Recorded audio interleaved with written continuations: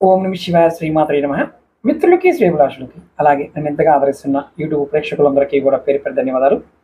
మిత్రులరా, మీ అందరికీ పరాదేవత ఎల్లవెల్లలా మీతో ఉండి మీ మనోవాంఛ నెరవేర్చాలని మనస్ఫూర్తిగా కోరుకుంటున్నాను.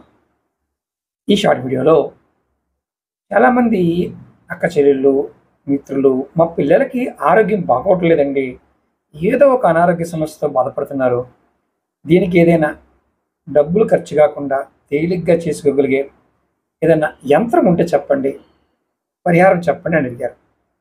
మన వీడియోలో చాలా చెప్పాను. మీకోసం ఈరోజు తంత్రశాస్త్రంలో ఉన్న ఒక తేలికైన యంత్రాన్ని చెప్తాను.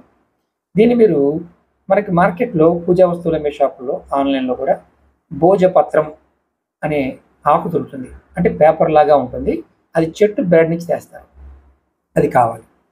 దాంతోపాటు ఎర్ర చందనం, ఇది కూడా పూజా వస్తువులు అమ్మే షాపులో దొరుకుతుంది. అలాగే కుంకుమ పువ్వు లేదా కుంకుమ, అంటే ఈ మార్కెట్లో కుంకుమ పువ్వు దొరుకుతుంది, దాన్ని ఈ ఎర్రచందనంలో కలిపి మనం సిరగా వాడాలి, అంటే రాయడానికి వాడుకోవాలి.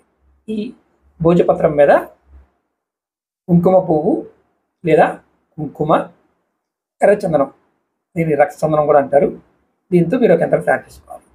దీన్ని ఒక చిన్న పేపర్ మీద రాసుకొని, అంటే ఆ భోజపత్రం మీద రాసి దాన్ని ఒక క్లాత్లో కానీ లేదంటే లాకెట్లో కానీ, మన తావీజు ఉంటుంది కదా, తావీజులో కానీ అది మడత పెట్టి లోపల పెట్టి దీన్ని పిల్లల మెడలో వేయాలి. నేను యంత్రం చూపిస్తాను మీకు, నెంబర్స్ మీకు తెలుగులోను అలాగే మామూలుగా రెండు ఉంటాయి, చూడండి.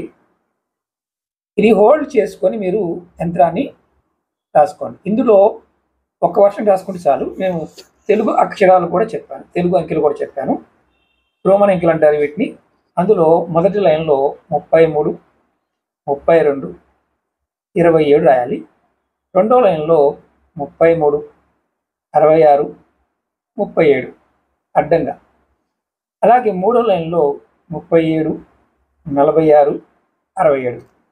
నేను మీకు పేపర్ మీద రాసి చూపిస్తున్నాను. దీన్ని మీరు భోజపత్రం మీద రాసుకోవాలి.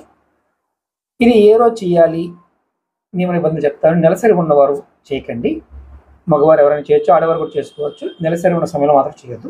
మిగతా సమయంలో మీ ఇంటి దేవత దగ్గర, అంటే మీరు ఎవరిని దేవతను ఆరాధిస్తారో దీపం వెలిగించి ధూపం చూపించి మీ బిడ్డలు ఆరోగ్యం బాగుండాలి అని కోరుకొని ఈ యంత్రాన్ని ఆ పేపర్ మీద రాసి తావీజులో పెట్టి వారి మెడలో ఎర్రటి దారంతో కానీ నల్లటి దారంతో కానీ వేయండి. మీ పిల్లల ఆరోగ్యం రోజు రోజుకి చక్కగా కుదిరిపడుతుంది, ఆరోగ్యవంతులుగా ఉంటారు. మీకు ఈ వీడియో నచ్చిన లైక్ చేయండి,